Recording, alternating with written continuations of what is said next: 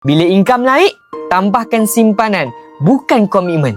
Kalau umur sudah 40-an, ini bukan lagi masa untuk bersantai jika masih tiada tabungan. Hutang banyak dan hidup kais pagi makan pagi, kais bulan makan bulan. Ini masa untuk kita reset balik kewangan kita. Selagi masih ada tenaga untuk bekerja, masih belum terlambat. Tapi kena jelaslah dulu. Tiada jalan pintas. Buat perkara betul daripada sekarang. 5 hingga 10 tahun akan datang, hasilnya akan berubah. Ini 10 prinsip kewangan yang wajib ikut. Pertama, simpan sekurang-kurangnya 10% daripada pendapatan setiap bulan. Kedua, simpan dulu baru belanja. Ketiga, hidup di bawah kemampuan, bukan ikut kemahuan. Keempat, kawal hutang. Jangan berhutang tanpa keperluan. Kelima, kalau kena ansuran, itu tanda belum mampu. Simpan dulu duit tu.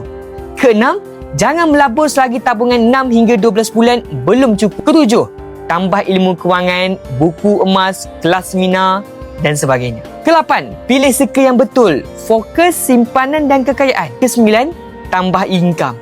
Jangan bergantung kepada satu sumber. Kesepuluh, bila income naik, tambahkan simpanan, bukan komitmen. Dan satu lagi tambahan yang paling penting, selain simpan tunai, bina juga aset yang jangka panjang seperti emas seperti ini untuk lindungi nilai duit daripada inflasi. Tak perlu tunggu kaya pun, betul tak?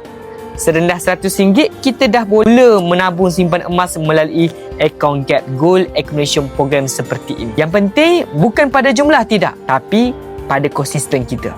Jadi jika berminat untuk mula belajar simpan emas, boleh klik link yang saya sediakan atau tekan saja link dekat bio. Saya bantu sebaik mungkin. Jom kumpul emas 100 gram emas pertama ini.